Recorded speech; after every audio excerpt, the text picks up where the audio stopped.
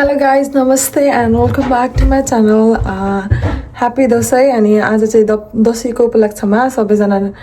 Black पुलमा रहनुहुने सबै नेपालीहरूको ग्यादरिङ छ अनि दसैँको सेलिब्रेसन गर्न आँटेको आज चाहिँ भोलि हो टिका सो आज चाहिँ हामी सबैजना भेला आँटेको छ सो लेट्स गो म सबै थोक देखाउनु ट्राई गर्नेछु तर मेरो चाहिँ आज नाइट सिफ्ट छ सो म चाहिँ हाफमै ब्याक हुनेछु त्यति जेलसम्मको भिडियो चाहिँ I'll share with you guys. Stay with me. Last टाइममा मैले चाहिँ कुर्ता सुरुवाल लगाएँ किनकि मलाई सर्ट लाउनु आएन गाइज हाम्रो म्याचिङ कलर भन्दा नि अलिक म्याचिङ भएर रहेछ अङ्कलसँग म्याचिङ हुनु कि हो त रहेछ handsome voice happy Dashain guys happy Dashain भन्नु ह्याप्पी दसैँ भन्नु न सबैजना रेडी भएको छौँ आन्टी यस निसिम देखाउनु न तिमीलाई यस निसिम यहाँ छ सबसे ह्यान्डसम बोय त हेर्नु न त्यहाँ अङ्कल मिसिङ हुनुहुन्छ अङ्कल चाहिँ माथि हुनुहुन्छ अब हामी हिँड्नु लागेको सक्नु भएको छ हेलो अब हामी सबैजना रेडी हिँड्नुलाई हामी चाहिँ बाहिर निस्केको अब हाम्रो उबर चाहिँ आउँदैछ happy Dashain uncle happy Dashain aunty happy Dashain Nisim happy Dashain मोटु हामी चाहिँ ट्याक्सीमा चढिसकेको छ हामी चाहिँ अहिले लोकेसनमा आइपुगेको छौँ गाइज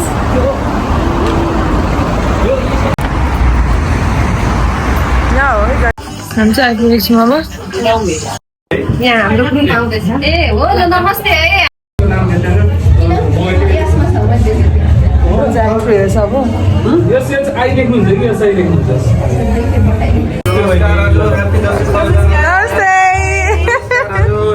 हजुरको बिहारको बियर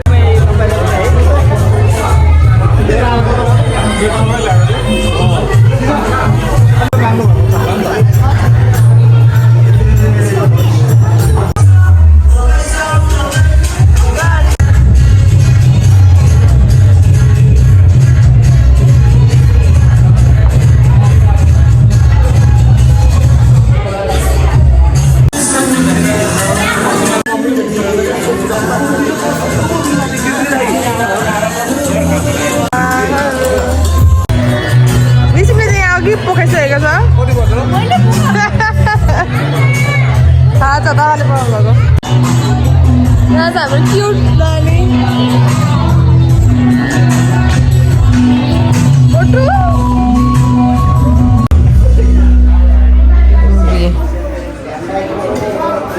तिमी देखाऊ रिस्ट ब्यान्ड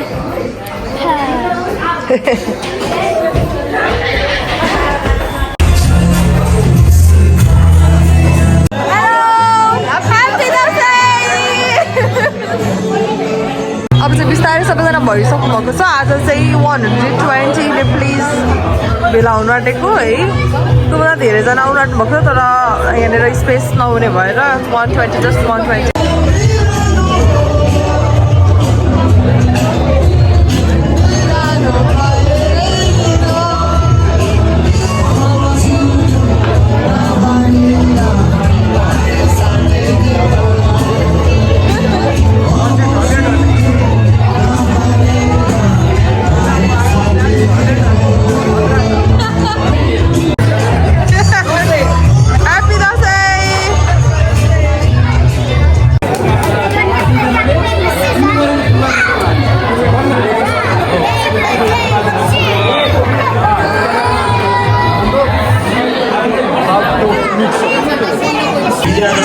शुभ दीपावली तथा छठ पर्वको अवसरमा हुन गइरहेको यस विशेष सांस्कृतिक तथा भेटघाट कार्यक्रममा पाल्नु हुने तपाईँ सम्पूर्णमा म हार्दिक नमन टङ्गाउँदछु करिब 120 जना हामी नेपाली भाषीको यो समुदायको ऐक्यबद्धता केवल मनोरञ्जनका लागि मात्र नभएर हाम्रो धर्म संस्कृति रीति रिवाज परम्परा र मौलिक संस्कृतिको जगेर्ना गर्नु पनि यो कार्यक्रमको मूल उद्देश्य हो रुष्टा तुकामान सकलान विष्टा तोमाश्रितानं न विपन्नरानं तोमाश्रितायं आश्रये प्रयन्ति सर्व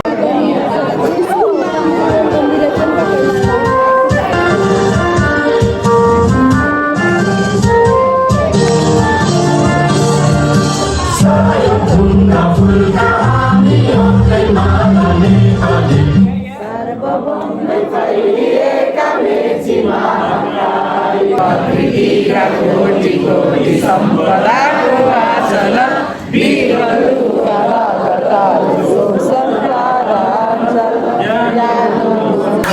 त्यसरी हाम्रो प्रोग्रामलाई सबै बढाइदिनु हुन आगामी प्रोग्रामहरूमा पनि हामीलाई उत्साह दिनुहुन्छ भन्ने आशा राख्दै मेरो यहाँ 2 शब्द यहीँ टुङ्ग्याउँछु फेरि पनि यहाँ सबैलाई दसैँको धेरै धेरै शुभकामना पनि भन्नुभयो मात्र 2 हप्ताको प्रयासमा हामीले यो सबै पुल आउट गरेको थियौँ यो कार्यक्रमहरू र सबैजना आइदिनु भयो सबैले माया देखाइदिनु भयो त्यसको लागि धेरै धेरै धन्यवाद With every trip that I take to Nepal grows more and more in my heart because Nepal people are beautiful people. This time on the trip, we had the problems with the Gen Z protests and all the things that happened. And it was amazing to watch what unfolded while we were there, because even though what happened and when there was no police and there was no army, then still Nepali people, they police themselves, they have good conduct.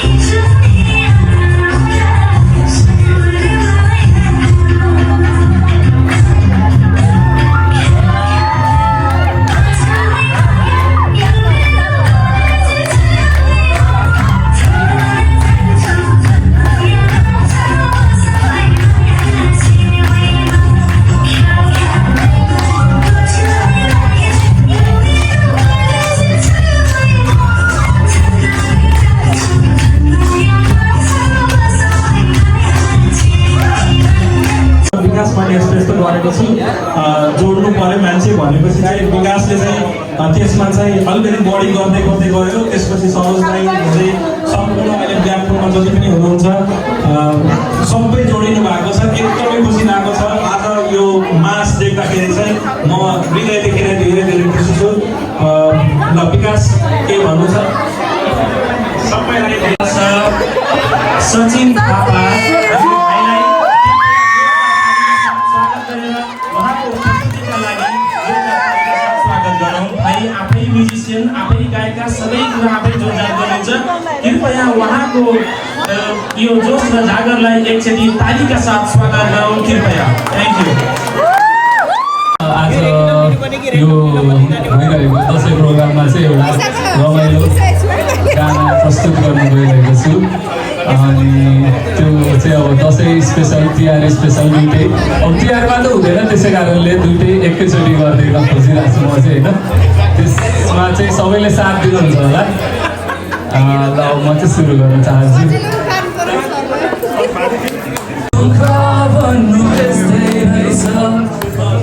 आफ्नो विदेशमा को पराई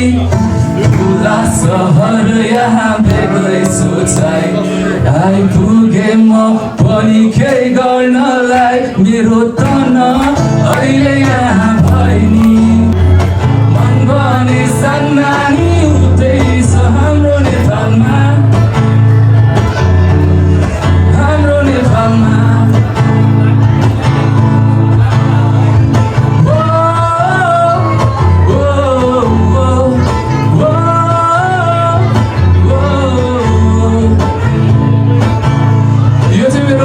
समुद्र पारी हुनुभएको आमाको लागि यो चाहिँ तिमी नरुनु है आउनेछु मरि पर्खनु है जिन्दगीमा मेरो तिमी बाहेक कोही छैन चित्त नदुखाउनु है सन्चै छु म पिर नलिनु है समयले कहाँ पुर्याइदेऊ खै मेरो तना अहिले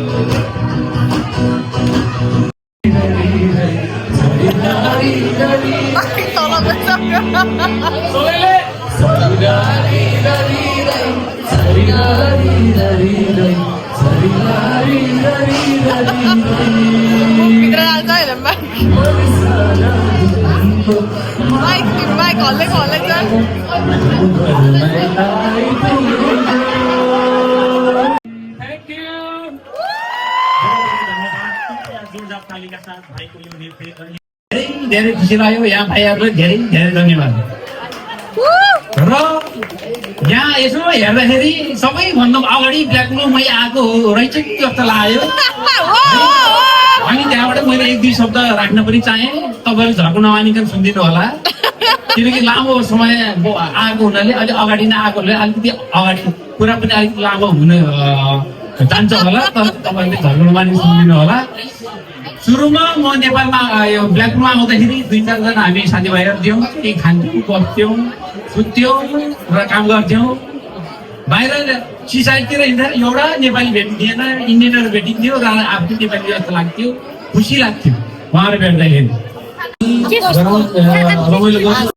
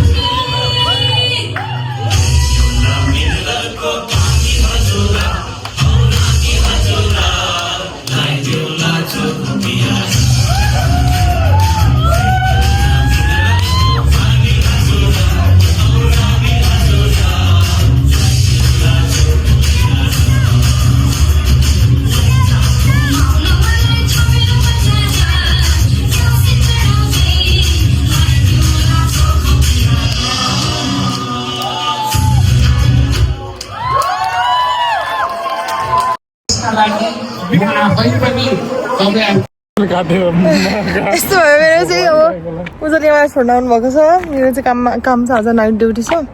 त्यही भएर म चाहिँ निस्केको। सबैजना पार्टी गर्दै हुन्छ,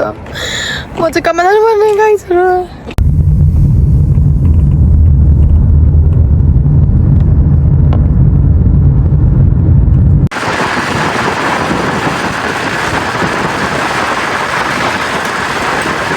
काममा आइसकेको छु,